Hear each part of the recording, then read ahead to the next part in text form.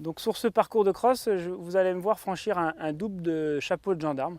Donc le chapeau de gendarme, c'est un mouvement de terrain avec une butte en fait, avec un tronc d'arbre au sommet, ce qui nous oblige à attaquer la côte. Ça perturbe les chevaux dans leur équilibre et les cavaliers également. Et ensuite c'est pareil au niveau de la réception, on réceptionne en descente, donc c'est aussi un mouvement de terrain assez important qui fait que le cavalier doit revenir à sa place, le cheval est perturbé aussi dans son équilibre.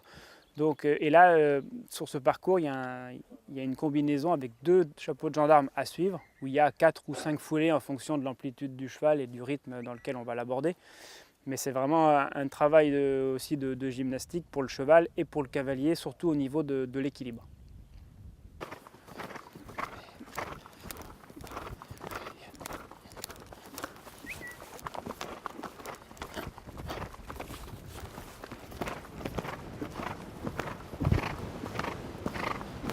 Donc sur cette combinaison de chapeau de gendarme, je suis rentré tranquillement et puis mon cheval s'est un petit peu freiné dans la première descente à la réception du premier saut.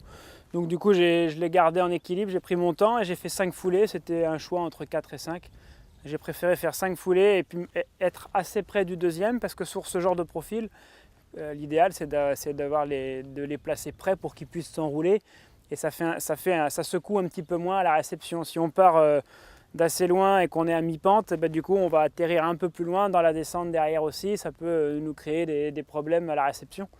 Donc l'idée c'est de se rapprocher pour que les chevaux s'enroulent le plus possible sur le tronc. Et là c'est ce que j'ai réussi à faire à l'entrée comme à la sortie, du coup en faisant une foulée de plus. Et du coup j'ai pas perdu le contrôle à la réception, le cheval s'est bien comporté.